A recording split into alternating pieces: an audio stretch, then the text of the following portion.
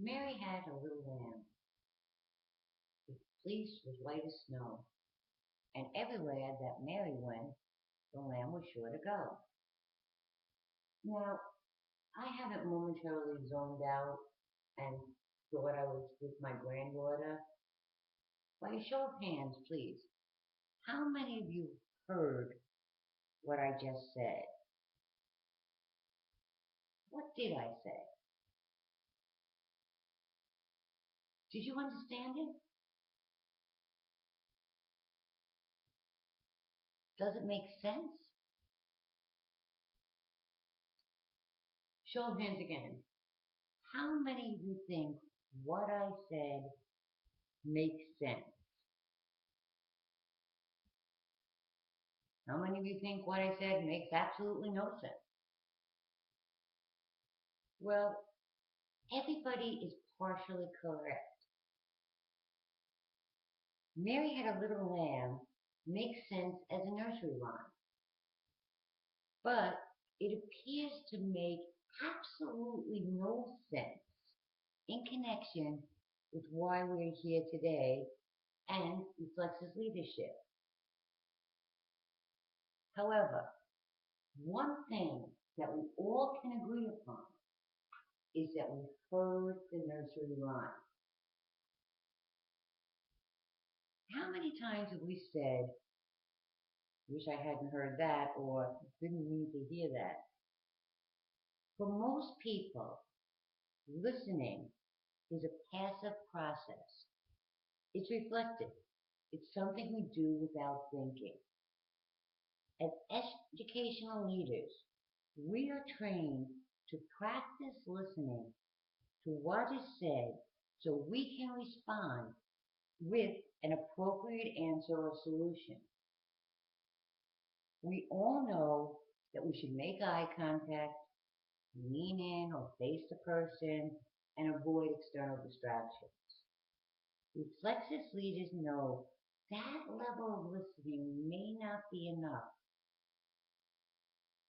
They know they must focus on the concept of actively listening to actually understand what is being said and at times what is not being said, so we can accurately construct an understanding of the message rather than just listening to respond or form an opinion of what to say or do.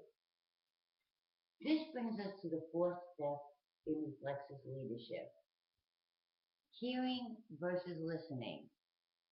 Active listening for understanding.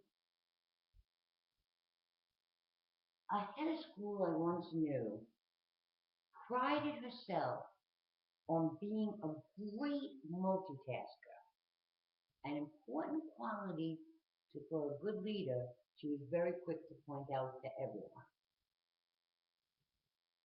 She wanted me to find out why the staff perceived her as unavailable and aloof, when her self-image was that she was always available to her staff and wanted to hear what they had to say. So when I went to our scheduled appointment, she again reminded me she was a great multitasker, and she would just finish up this last little bit of an important paper she had to submit. With me sitting on one side of her desk and her facing a computer screen, so she was kind of sideways to me, she started the conversation. She turned a little and looked at me and said, "So, what did you talk to my staff? What did they say?" She then immediately turned back to a computer screen, rifled through some papers, and began typing. I talked for about 30 seconds, and then I stopped. And what seemed like a very long time, but actually was probably only 3 or 4 seconds, she said, "Oh, please don't stop." I really am listening. What did they think?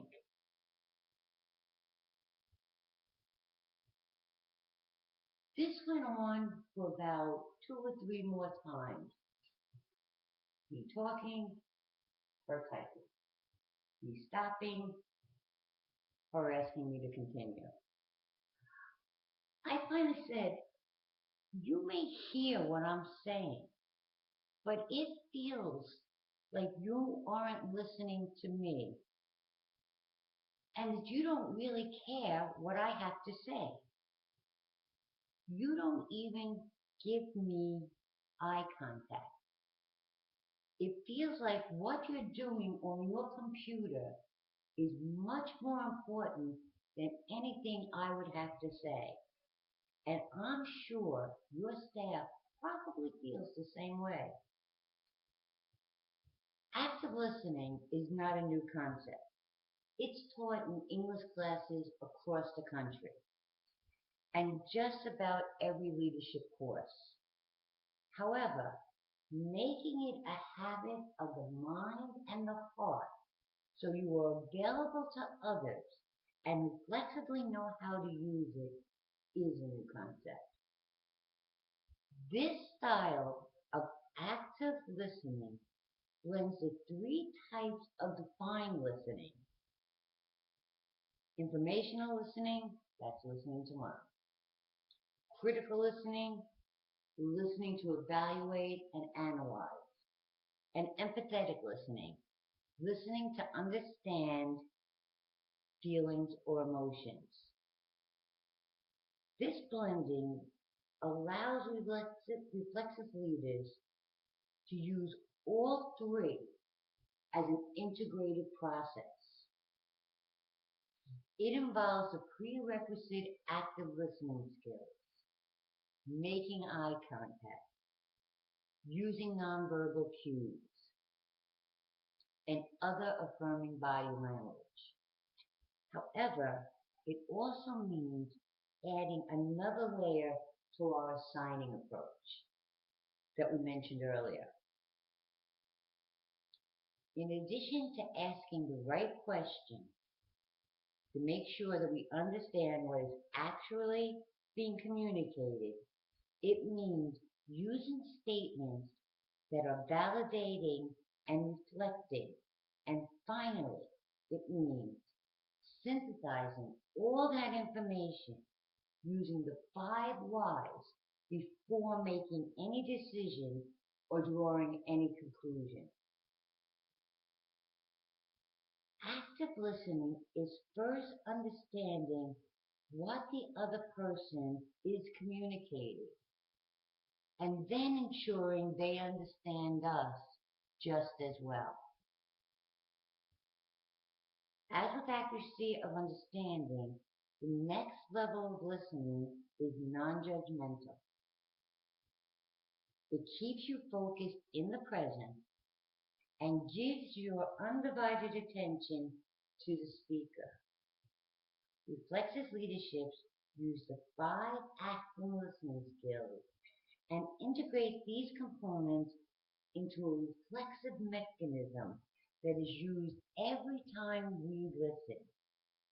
The first 2 types are precision listening and empathetic listening, and they set the stage for accuracy of understanding. The final 3, replication, clarification, and summation, are the tools used to ensure that all participants were accurately heard and, more importantly, accurately understood.